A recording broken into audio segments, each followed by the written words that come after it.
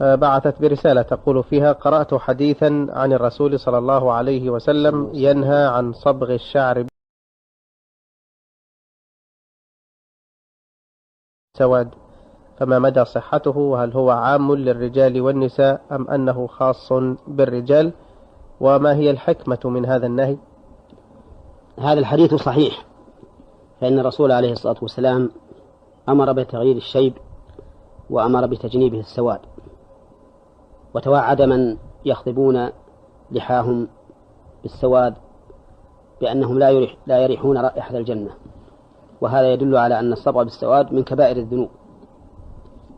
فعلى المرء أن يتقي الله عز وجل وأن يتجنب ما نهى عنه الرسول صلى الله عليه وسلم ليكون ممن أطاع الله ورسوله، وقد قال الله تعالى: ومن يطع الله ورسوله فقد فاز فوزا عظيما، وقال: ومن يعص الله ورسوله فقد ضل ضلالا مبينا.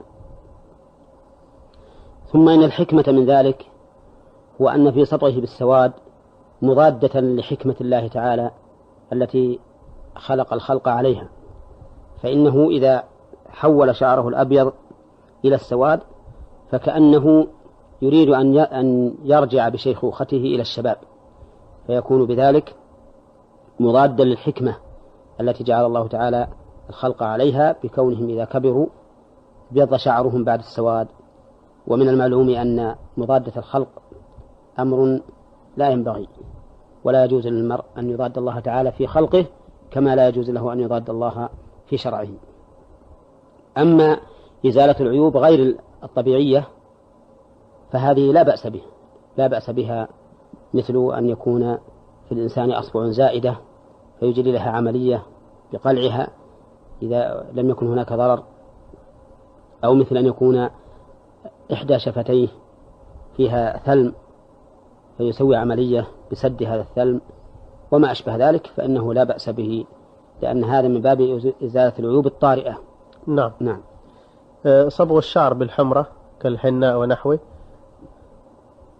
صبغ الشعر بغير الأسود هذا لا بأس به، ولهذا نقول نعم إنه بدلا من كونه يصبغ بالأسود يصبغ بصبغ يجعل الشعر بين السواد والحمرة، يجعله أدهم، لا أسود خالصا ولا أحمر خالصا.